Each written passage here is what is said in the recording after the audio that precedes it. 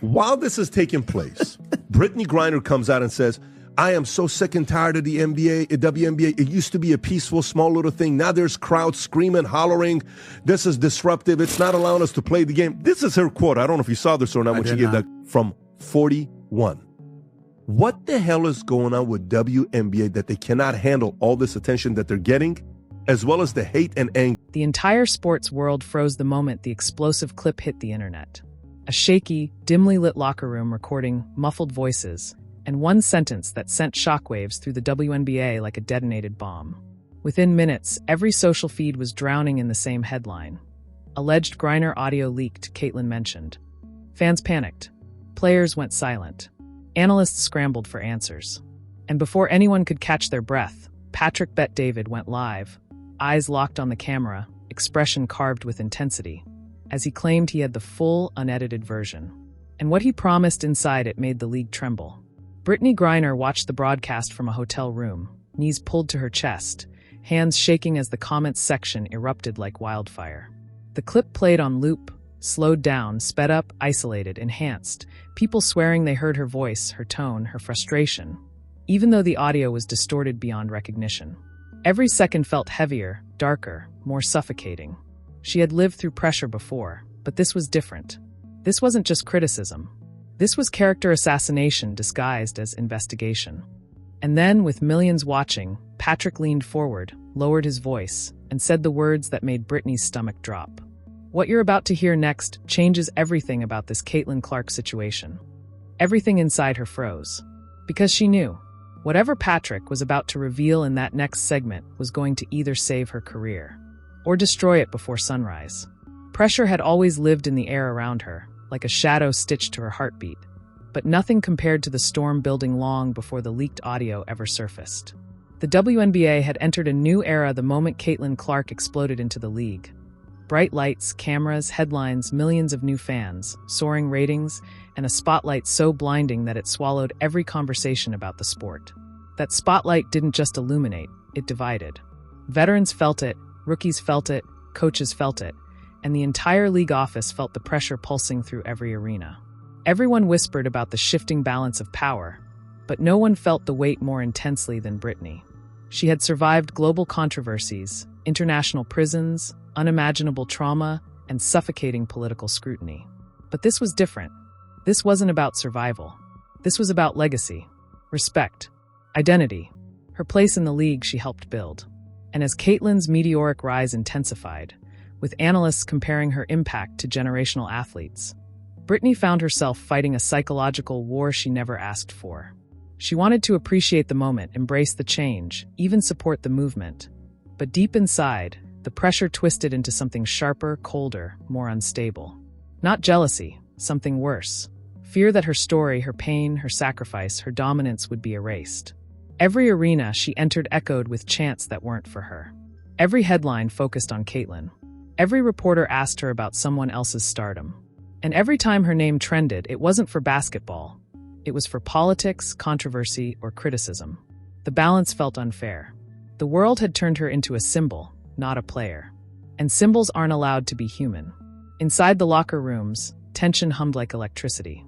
The veterans who had fought for scraps of coverage suddenly felt shoved aside by the media machine. Younger players worshipped Caitlin's gravity. Front office executives privately admitted she had shifted the league's economics. And in the center of all of this, Brittney found herself trying to be a leader, a mentor, a teammate, an advocate, while privately drowning. And this pressure collided with something deeper. Her quiet, private frustration that people didn't understand how fragile she still was. She carried trauma she never fully voiced, nightmares she never admitted, panic she never explained. She returned to the league physically present but emotionally cracked, and every intense moment threatened to break those fractures open. So when content creator Patrick Bet-David began leaning into WNBA controversies for views, Brittney became his favorite lightning rod. Not because she deserved it, but because her name guaranteed clicks. He questioned her leadership, her decisions, her interviews, her comments, her game, even the league's treatment of her. Sometimes it was fair. Sometimes it wasn't. But every episode cut a little deeper. And that's what made the night everything collapsed so devastating. Brittney had tried to be the steady one through rising rivalries. especially as new tensions formed between Caitlin and players like Angel Reese, who became an outspoken counterforce in the league's cultural storm. The media fed off those dynamics, creating invisible battle lines between old guard versus new guard, power versus spotlight, respect versus hype. Brittney didn't want to take sides, but the world kept placing her in the center. The real crack formed 2 weeks before the audio surfaced, during a heated practice session that never made the news. Teammates had been arguing about media narratives, why some players received protection, why others didn't. Brittney tried to step in, tried to stay calm, tried to mediate. But she was exhausted, emotionally drained from weeks of nonstop pressure. Her voice rose. A few sharp words flew. Someone recorded a snippet of the chaos, not maliciously but recklessly. Those few seconds traveled through group chats, then to someone outside the circle, then to someone with an agenda. And suddenly, a harmless, chaotic moment was twisted into a narrative that Brittney had said something far more explosive. The audio was distorted, chopped, manipulated, reconstructed. Words were reshaped into daggers. The tone was darkened. Context erased. It became a weapon, not a clip. And once it fell into the hands of the wrong person, someone looking for a viral hook, every second of Brittney's history became fuel for the fire. Behind the scenes, even before she sent one message, short, heavy, and devastatingly sincere. "Just tell me, is it real?" Brittney stared at the words for nearly 20 minutes, unable to breathe. She wanted to respond. She wanted to explain. She wanted to scream that it wasn't her voice. But she also knew how fragile Caitlin's transition into the league had been. How much pressure she carried, how much scrutiny she faced, how every narrative involving her spiraled out of control. And right as Brittney began typing her reply, a new notification shattered everything. Patrick Bet David. Full audio drops tonight. And that was the moment Brittney realized. Whatever was coming next wouldn't just change her relationship with Caitlin. It could rewrite her entire legacy. The night the audio dropped, the league felt like it tilted sideways. The air inside every arena, every practice facility, every locker room felt heavier, like everyone was waiting for the sky to crack open. Brianna Garrison sat alone in her apartment, staring at the screen as Marcus Vega posted a countdown timer like he was unveiling some kind of nuclear launch code. 30 minutes. 29. 28. Each second felt like it drilled deeper into her ribs. She kept replaying the last 24 hours, trying to find the exact moment where she lost control of the narrative. Was it the practice tension? The heated team meeting? The way she had snapped at reporters earlier in the week? Or was this always building, a slow-burning fuse leading to an explosion she never saw coming? Her phone kept buzzing, notifications, texts, calls. Teammates asking if she was okay. Fans begging for answers. Strangers calling her every name imaginable. Coach Leanne Porter messaged her 3 times, telling her to stay calm, telling her she wasn't alone. She didn't respond, because it didn't feel like she had anyone in her corner anymore. Meanwhile, across the city, Kyla Carter sat with her teammate Zara Knox in their hotel room, watching the same countdown burn into the screen. Kyla kept clutching the blanket, like it was the only thing keeping her rooted to the ground. "I don't want this," she whispered, her voice breaking. "I didn't ask for any of this." Zara placed a hand on her shoulder. "This isn't on you. Whatever they say, whatever comes out, this isn't your fault." But they both knew the truth.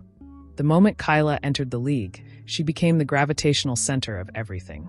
The stakes, the drama, the pressure, the rivalries, every storyline, every feud, every headline. Whether she liked it or not, she was the spark in every wildfire. And tonight, that wildfire was aimed straight at Brianna Garrison. The countdown hit 5 minutes. Across social media, hashtags were already exploding. Hashtag Brianna Slur. Hashtag Garrison Gate. Hashtag Protect Kyla. Hashtag League Cover-Up. Conspiracy threads. Fan wars. Fragmented audio leaks. People claiming they heard the full clip early. Others insisting it was edited. A few desperately trying to defend Brianna. But most were hungry, starving for the drama. Drama that had nothing to do with basketball and everything to do with tearing someone apart. Inside the WNBA offices, Commissioner Elena Bradshaw stood in a small room with 2 advisors and 3 crisis PR specialists, all staring at a muted TV displaying the same countdown. "If the audio is fake," Bradshaw said, "we will need proof. If it's real, we need to prepare for impact." "Either way," one advisor whispered, This is going to divide the league. As if it wasn't already divided. Back in her apartment, Brianna felt her breath coming in shallow waves. She tried to replay the moment the clip supposedly came from. That chaotic practice. Voices overlapping. People yelling. Words flying with no aim, no intention, no target. She remembered arguing, yes, but she didn't remember anything close to what the internet claimed she said. She had worked her entire life to prove she belonged, to show strength without breaking, to carry herself with dignity even when the world tried to strip her of it. And now one distorted clip, one twisted sentence, threatened everything. Her career, her reputation, her legacy, her relationship with her teammates, with her fans, with Kyla, especially Kyla, because Kyla's message still sat unread on Brianna's phone. Just tell me, is it real? Brianna hated that those words felt like a knife. As if Kyla truly believed she was capable of that kind of attack. As if the entire league was waiting to see if she would crumble or fight back. The countdown hit 10 seconds. 9. 8. Across the country, in living rooms, bedrooms, sports bars, and dorms, thousands of fans leaned closer to their screens. Kyla's hands trembled. Zara stood up, pacing, cursing under her breath. Coach Porter sat in her office with the lights off, her chest tight. Commissioner Bradshaw held a folder so tightly her knuckles turned white. 3, 2, 1. The video went live. Marcus Vega appeared on the screen, his expression carved with the drama he loved to perform. Tonight, he said, we release audio the league tried to bury. Audio that reveals what really happened between veteran star Brianna Garrison and rookie sensation Kyla Carter. Brianna felt her stomach flip. She wanted to shut it off. She couldn't. Her entire future depended on what came next. Marcus pressed play. The audio crackled, grainy, sharp, chaotic. Background noise of sneakers squeaking, balls bouncing, coaches shouting. Then voices, distorted, overlapping. Brianna recognized some of them. Not the words, but the tones, the cadence. It was definitely from that practice. Then came it. A sentence that sliced through everything. One voice, claimed to be hers, shouting a slur followed by Kyla's name. The world froze. Brianna's chest caved in. That's not me, she whispered to an empty room. That's not my voice. That's not. Her words collapsed into silence. Kyla's face twisted in shock as the audio echoed from the hotel TV. No, that can't be. She pressed a hand over her mouth, horror flooding her features. Zara grabbed the remote and paused the video. It's edited, Zara snapped. I don't care what anyone says, that's not real. That's not her. But Kyla's eyes filled with tears anyway. All over social media, people paused. Replayed. Zoomed. Analyzed. Commented. Accused. Defended. Fought. The clip was short, 7 seconds, but it detonated everything. The video continued. Marcus claimed he had verified the clip. He claimed multiple sources confirmed it. He claimed the league tried to silence it. He claimed Brianna had a history of tension with Kyla. He presented speculation as fact. Drama as truth. Rumor as evidence. And because people wanted a villain, they believed him. Across the city, Brianna's phone exploded with messages. Teammates begging her to speak up, critics attacking her, former players weighing in, reporters demanding an explanation. Her heart pounded so violently she felt dizzy. Coach Porter called. Brianna answered with shaking hands. Tell me you're okay, Coach said softly. I'm not, Brianna whispered. That wasn't me. You know that wasn't me. I believe you. But does anyone else? Coach didn't answer. Because they both knew the truth. The clip sounded close enough to be believable. Far enough from the real moment that it couldn't be disproven instantly. And the world didn't care about truth. They cared about sensation. Meanwhile, a private group chat of league veterans exploded with messages. Some defending Brianna. Some questioning her. Some attacking Marcus. Some demanding action. Some calling for unity. Some calling for punishment. The league was fracturing in real time, and Brianna felt like she was watching her life burn from behind soundproof glass. Then another notification flashed. A new video, posted by Marcus. Caption, full uncut version with context. Everyone braced. Brianna's knees nearly buckled. Kyla froze, her breath shallow. Commissioner Elena Bradshaw stood up from her chair. This wasn't the end of the scandal. This was just the beginning. Because the full version contained something no one expected. A voice in the background saying 5 words that changed everything. You know she didn't say it, but the clip cut off before revealing who said it. and the entire world demanded to know. Who? The moment Marcus Vega uploaded the full version, the league erupted like a volcano. It didn't matter that the clip was still chopped, still suspicious, still engineered for maximum outrage. What mattered was that tiny fragment at the end. Those 5 faint words. That shadowy voice. That half sentence that shattered every assumption and detonated a new wave of chaos. You know she didn't say it. For a full 30 seconds, you could hear other voices scrambling, feet shuffling, confusion erupting in the background, before the clip abruptly ended like someone sliced the file with a blade. Social media didn't breathe. It exploded. Who said it? Why did the clip cut? What else was in the original file? Who leaked it? Why now? Within minutes, theories multiplied like wildfire. Some fans insisted it proved Brianna's innocence. Others claimed it was a cover-up. Others said the league edited the audio themselves to contain the damage. And hundreds of thousands of Kyla Carter fans demanded the identity of the mystery voice. Because if someone on the inside knew the truth, then someone had been silent while Brianna burned. Kyla sat on the hotel bed, staring at her phone as millions of comments flooded her notifications. People wanted her to speak. People wanted her to pick a side. People wanted her to condemn someone, anyone, immediately. Zara Knox paced the room like an angry storm. "This is a setup," she growled. "Someone wants you two at war. Someone wants division. This is not random." But Kyla didn't answer. She kept replaying the clip again and again, her fingers trembling. That voice, she knew it. She couldn't place it perfectly, but it wasn't unfamiliar. She had heard it somewhere, in a hallway, in a huddle, in a post-game moment. It wasn't Brianna, that she was sure of, but it was someone in the league. Someone connected. Someone close. Across the city, Brianna Garrison was pacing her living room, tears leaving streaks across her face. The full clip didn't save her. It created a new storm. She wanted the world to see the truth. But the internet wasn't built for truth. It was built for chaos. And Marcus had just poured rocket fuel onto it. Her phone buzzed again. This time, it was Coach Leanne Porter. "Answer," Brianna muttered to herself, finally picking up. "Where are you?" Coach asked, her voice tense, urgent. "At home. Lock the doors." Brianna flinched. "Why? What's happening?" "There's a protest forming outside the arena. And someone sent a threatening message to the team's official account. They mentioned your address." Brianna's heart plummeted. "Are you serious? I'm already on the phone with security. Do not go outside. Do not talk to anyone. Just stay where you are." Brianna sank onto her couch, clutching the phone. "This is unbelievable. I didn't do anything." "I know," Coach said softly. "But we're past logic now." On the league's 7th floor headquarters, Commissioner Elena Bradshaw stood in a room crowded with legal staff and PR officials. Her voice was low and sharp. "Find the original file. Find the source. And someone get Kyla Carter on a call. This league cannot function if its biggest rookie, the internet, detonated. If that was true, then everything the world believed was already wrong." But Marcus wasn't finished. He lifted another page. Witness number 5. "I saw Raina walking out of the gym with her phone out. She looked guilty. She recorded it. Raina Vargas, Brianna's teammate. Her friend. A woman she trusted." Her chest tightened, nausea rolling through her. Raina had been distant lately, cold, tense, acting strangely during practices. But Brianna never imagined betrayal.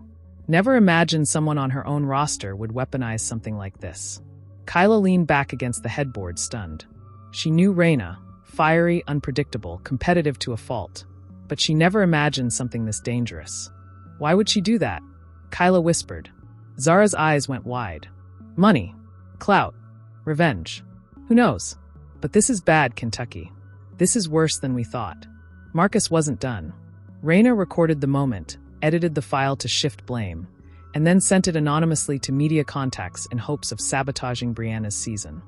Kyla gasped. No way. She wouldn't. But the more she thought about it, the more pieces clicked. Raina had publicly clashed with Brianna during training camp. She complained about playing time. She complained about leadership. She accused Brianna of overshadowing the team. And recently, she had been openly hostile toward Kyla too, frustrated by the attention the rookie received. But then Marcus dropped the second twist. This wasn't about Brianna alone. According to these documents, Raina did it because she believed the league was favoring Kyla Carter, and she wanted to expose what she called the league's golden girl. Kyla's breath caught. The room seemed to tilt. Zara swore under her breath. She targeted both of you. Marcus leaned closer to the mic, and someone else helped her. The world froze. A second person? Who? Brianna felt her vision blur as she sat on her couch, heart pounding so violently she thought she might faint. Marcus lifted the final page dramatically. According to the witness list, Raina wasn't working alone. She had support from someone in the league office. Commissioner Bradshaw slammed her hand onto the desk. That's impossible. That is a lie. That. But her advisors looked terrified. Someone in the league office? Someone with access to files? Someone with motive? Someone with power to protect the leak? Kyla felt a cold wave rush through her bloodstream. If someone in the league office was involved, then this wasn't a simple betrayal. This was political, strategic, a power play. Someone wanted to reshape the league from the inside, and Kyla and Brianna were the perfect weapons for it. But Marcus wasn't finished. Tonight, he said, I release the name of the league official who helped Raina Vargas frame Brianna Garrison. Kyla squeezed Zara's hand. Brianna held her breath. Commissioner Bradshaw stared at the screen, horrified. Marcus smirked, lifted the paper, and said, the official who helped Raina is. The screen went black. If you've made it this far into the story, it means you're locked in. And trust me, what's coming next is about to shake this entire league to its core. Because everything you've just seen, the tension, the leaked audio, the locker room chaos, the players turning on each other, the league scrambling to cover it all up, it's nothing compared to what happens in the next chapter. So before we continue, before we reveal the twist that will flip this entire narrative upside down, I need you to do one thing. Backhand index pointing right, hit that like button. It takes a second, but it tells the algorithm this story deserves to be seen. Backhand index pointing right, subscribe to WNBA Flash Hub.